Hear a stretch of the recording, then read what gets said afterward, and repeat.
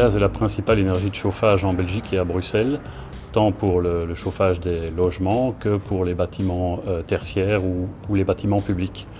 Alors, si on veut pouvoir atteindre nos objectifs de décarbonation, il va falloir mettre les bouchées doubles parce que le secteur de la rénovation est un secteur qui évolue très lentement, moins d'1% de rénovation par an et un coût considérable.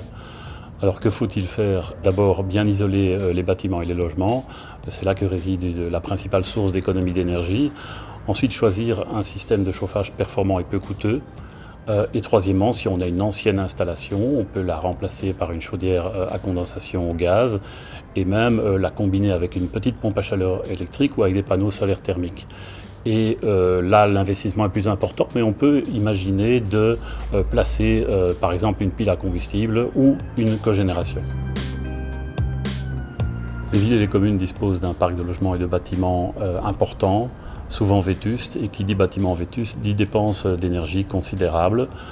Dans ce cas-là, pourquoi ne pas opter pour une chaudière à condensation? C'est le choix qu'ont déjà fait bon nombre de communes.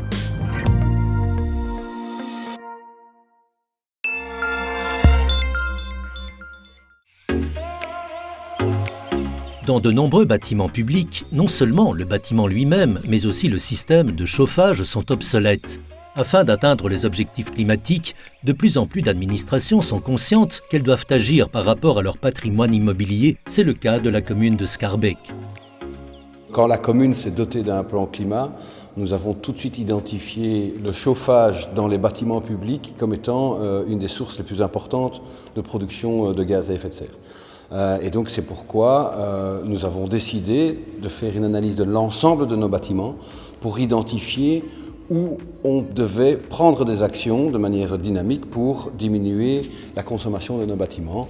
La chaufferie était évidemment tout naturellement identifiée par les experts comme étant la première des priorités. La commune de Schaerbeek a décidé de remplacer toutes les anciennes chaudières au mazout. Elle a opté pour une nouvelle installation au gaz dans tous ses bâtiments, notamment au lycée Émile Max. Tous les experts disent que le gaz est plus efficient en termes énergétiques, mais aussi, nous sommes ici en ville, à Schaerbeek, dans un territoire très dense, il y a aussi des problèmes de qualité de l'air, et donc le mazout, pour ça, comme un peu le diesel pour les voitures, produit des particules fines qui sont nocives pour la santé des riverains. Et donc la volonté d'éradiquer dans le parc immobilier de la commune l'ensemble des productions en mazout était une autre volonté de passer du mazout au gaz. La commune a fait appel au gestionnaire du réseau de distribution Sibelga pour l'ensemble du projet. Elle a facilité les travaux de rénovation à grande échelle et le passage au gaz.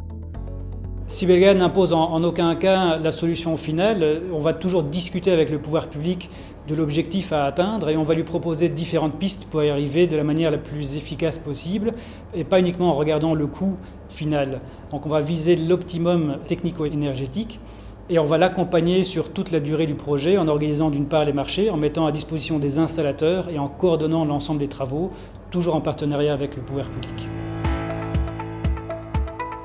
L'école dispose désormais d'une chaufferie entièrement rénovée avec un système de chauffage performant. Ici, on s'est limité à remplacer les chaudières et refaire une partie de l'hydraulique, dont le collecteur. Mais la commune avait déjà récemment rénové la régulation et une série d'éléments. Donc, dans ce projet-ci, on s'est, limité à faire des travaux en chaufferie. Les chaudières mazout étaient en fin de vie, qu'il était donc plus facile de passer à des chaudières à condensation à gaz. Cette installation a coûté un peu plus de 100 000 € et la capacité de la chaudière nécessite 3 fois moins de puissance pour produire la même capacité, le même confort et la même chaleur dans les bâtiments. Et donc on peut dire que là c'est vraiment très efficace et très rentable.